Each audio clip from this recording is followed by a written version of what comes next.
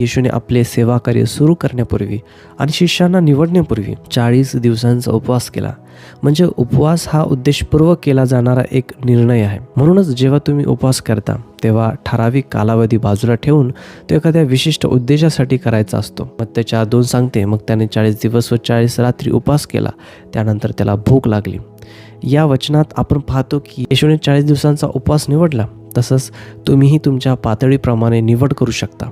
एक जेवण वगळणे, पूर्ण 24 तासांचा उपवास किंवा त्याहून अधिक कालावधीचा उपवास. मी तुम्हाला हेही सांगू इच्छितो की काही लोकांसाठी दीर्घकाळ अन्नाचा उपवास करणे शारीरिकदृष्ट्या धोकादायक ठरू शकते. त्यामुळे तुम्ही लांब कालावधीचा उपवास करण्याचा विचार करत असाल तर, विशेषतः तुम्हाला काही आरोग्याच्या समस्या असतील तर कृपया आधी तुमच्या डॉक्टरांचा सल्ला नक्की घ्या. येशूने देखील आपल्या सेवा कार्याची सुरुवात करण्यापूर्वी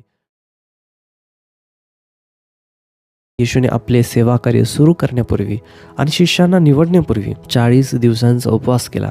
म्हणजे उपवास हा उद्देशपूर्वक केला जाणारा एक निर्णय आहे. म्हणूनच जेव्हा तुम्ही उपवास करता तेव्हा ठराविक कालावधी बाजूला ठेवून तो एखाद्या विशिष्ट उद्देशासाठी करायचा असतो. मग त्याच्या 2 सांगते, मग त्याने 40 दिवस व 40 रात्री उपवास केला.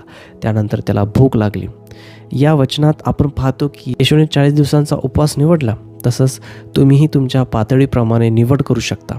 एक जेवण वगळणे, पूर्ण 24 तासांचा उपवास किंवा त्याहून अधिक कालावधीचा उपवास. मी तुम्हाला हेही सांगू इच्छितो की काही लोकांसाठी दीर्घकाळ अन्नाचा उपवास करणे शारीरिकदृष्ट्या धोकादायक ठरू शकते. त्यामुळे तुम्ही लांब कालावधीचा उपवास करण्याचा विचार करत असाल तर, विशेषतः तुम्हाला काही आरोग्याच्या समस्या असतील तर कृपया आधी तुमच्या डॉक्टरांचा सल्ला नक्की घ्या. येशूने देखील आपल्या सेवा कार्याची सुरुवात करण्यापूर्वी